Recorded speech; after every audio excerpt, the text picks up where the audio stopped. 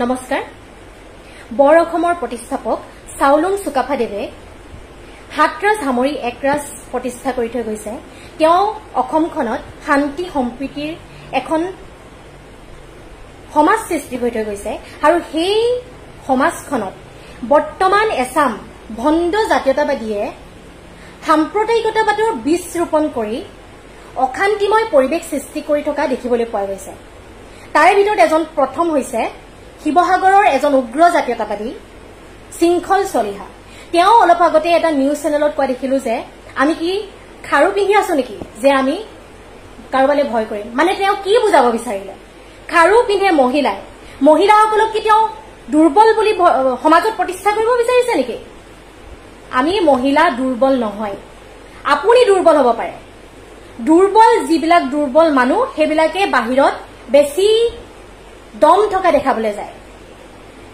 এটা কথা মনত ৰাখিব, এইখন অসমতে কনকলতা, ভোগেশ্বৰী ফুকননী, জয়মতী কুঁৱৰী আদিৰ দৰে বীৰাংগনাৰ জন্ম হৈ গৈছে। সেইসকল মহিলাক আপুনি অপমান কৰাৰ অধিকাৰ নাই। অকল সেইসকল বুলিয়ে নহয়, কোনো মহিলাক আপুনি খাৰু পিন্ধি কিবা কথা কৈ এইবিলাক কথা কৈ দুৰ্বলতা দেখাবলৈ নাযাব মহিলাক।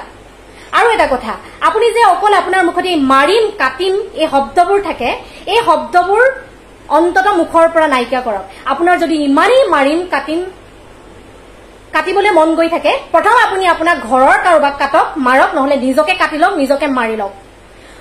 অসমত নাভাবিব যে অকল আপুনিয়ে জীয়াই আছে অভদ্ৰ, আপোনাৰ লিখা অসভ্য বৰ্বৰ সমাজত ভদ্ৰ বিবেকবান ৰাইজো জীয়াই আছে যি শান্তিত থাকিবলৈ বিচাৰে। আপোনাৰ যদি ইমানেই অসভ্যালি কৰিবলৈ মন আছে, আপুনি নিজৰ ঘৰত কৰক, নিজৰ পৰিয়ালৰ লগত কৰক। সমাজখনত বিষবাষ্প সৃষ্টি কৰি নাথাকিব। আৰু মুখত এই হেংদাং শব্দটো আপোনাৰ মুখৰ পৰা সোনকালে আঁতৰক। হেংদাং লোৱাৰ অধিকাৰ আমাৰ আহোমসকলৰ আছে। এটা অনা আহোমে এনি টাইম হেংদাং লম এই শব্দটো কৈ নাথাকিব। হেংদাংখনক অপমান কৰি নাথাকিব দেই। অসহ্য লাগিছে আপোনাৰ এই অসভ্যালিবিলাক চাই। সমাজত ভদ্ৰ মানুহ জীয়াই আছে, সমাজত ভদ্ৰ মানুহে শান্তিত জীয়াই থাকিবলৈ বিচাৰে। আপোনাৰ লিখা এই সমাজত অশান্তি সৃষ্টি কৰি সমাজখনত থাকিব নোৱাৰা পৰিৱেশ সৃষ্টি কৰি নাথাকিব।